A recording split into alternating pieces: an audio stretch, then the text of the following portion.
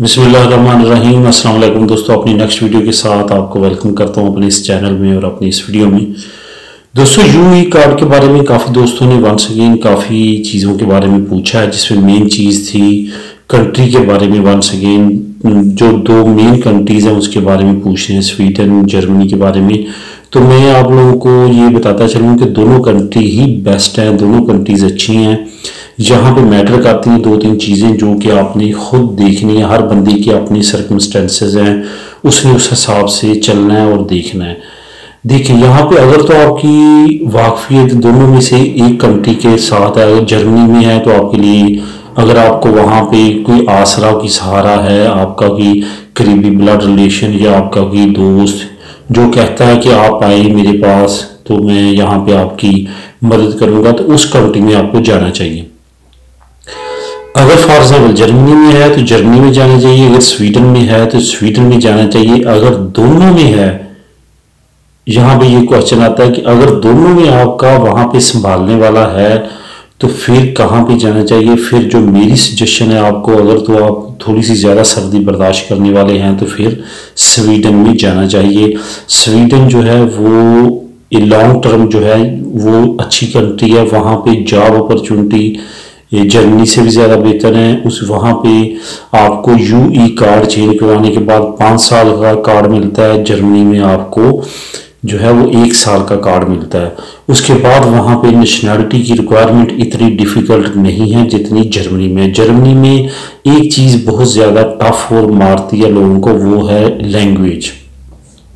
यहाँ से जो लोग वहाँ पे गए हैं उन्होंने वहाँ पे लैंग्वेज की बहुत ट्राई किया, बहुत ज़्यादा कोशिश किया, लेकिन जो थोड़े दरमियाने पढ़े लिखे हैं उनके बस का काम नहीं है। वो जर्मनी की लैंग्वेज उस लिहाज से नहीं कर सकते जिस लिहाज की उनकी रिक्वायरमेंट है नेशनैलिटी देने की। इस वजह से वहाँ पे नेशनैलिटी लेना बहुत मुश्किल है।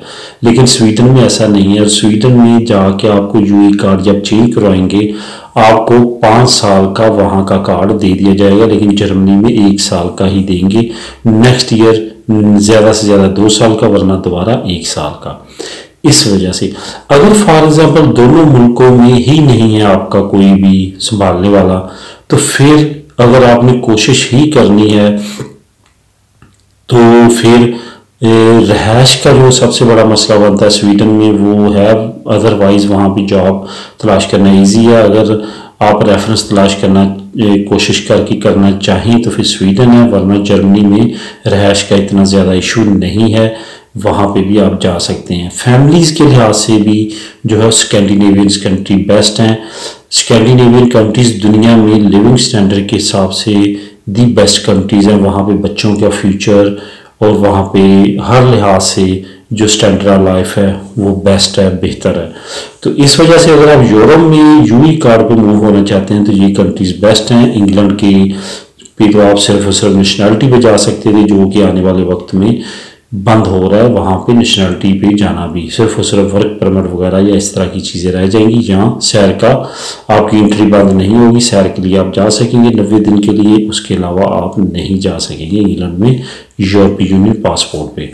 तो ये थी मेरी रिकमेंडेशन और ये थी मेरी सजेशंस अबाउट यूई कार्ड। अब ये आप पे डिपेंड करता है, आपके सर्कमस्टेंसेस पे डिपेंड करता है, आप किस तरह से हैंडल करते हैं और इसको देखते हैं। मेरी नज़र में अगर आपके पास अपॉर्चुनिटी जर्मनी स्वीडन में से दोनों में से एक में जिसमें है वही बेस्ट है, अगर दोनों में है तो फिर स्वीडन बेस्ट है।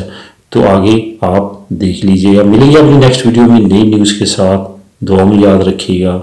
अल्लाह हाफिज़।